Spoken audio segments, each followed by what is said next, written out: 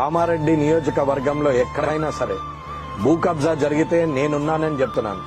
ఎవరైనా అడ్డొచ్చి పేద ప్రజల భూములు గుంజుకోవాలని చూస్తే వారి తాట తీస్తా అని చెప్తున్నాను. మీకు సమస్య వస్తే న్యాయం మీ సైడ్ ఉంటే, నిజంగానే మీరే పట్టేదారులై మీరే కబ్జాదారులుగా ఉంటే, ఎవరైతే కబ్జాకు వచ్చారో, ఎవరైతే మీ భూమిని దొంగిలించాలని చూస్తున్నారో వాళ్ళ పట్ల నేను సింహస్వప్నం లాగా ఉంటానని చెప్తున్నాను. దానికి సంబంధించిన అధికారుల సస్పెన్షన్ వరకు తీసుకెళ్తా, అలాగే మీ భూమి మీకు ఇప్పిస్తా. ఎవరైతే కబ్జా చేశారో వాళ్ళని జైలుకు పంపించే వరకు పోరాడతానని చెప్తున్నాను. నా నంబర్ రాసుకోండి. నా నంబర్ 9848145101. జై శ్రీరామ్. ఇక్కడ వాళ్ళు ఎవరు గెలిచినా నేను రాజకీయ సన్యాసం తీసుకుంటాను. ఇది పత్రికా సమావేశం ముఖంగా చెప్తున్నా, ఆ దైవ ప్రామాణికంగా చెప్తున్నాను. ఇది గెలిచిన పార్టీలోకి నేను ఛాలెంజ్ చేస్తున్నా. 2028లో బీజేపీ గిన్న ఫామ్ చేయకపోతే నేను రాజకీయ సన్యాసం చేస్తాను. నేను వదిలేస్తా రాజకీయాలు, చాలు. నేను అసలు రాజకీయాలు మీ ఛాలెంజ్ చాలా నేను రాజకీయాల్లో ఉన్నా. నేను కన్ఫర్మ్ గా చెప్తున్నాను.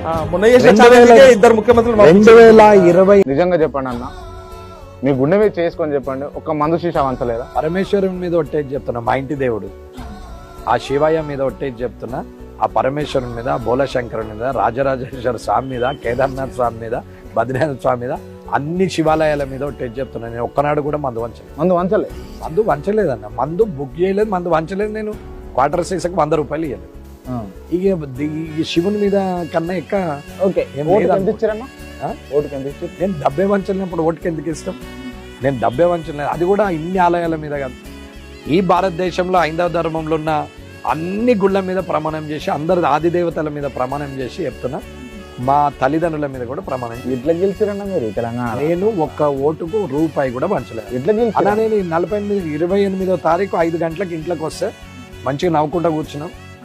28 నాడు 30 నాడు ప్రొద్దున పోయినా 9:30కు ఓటేసిన.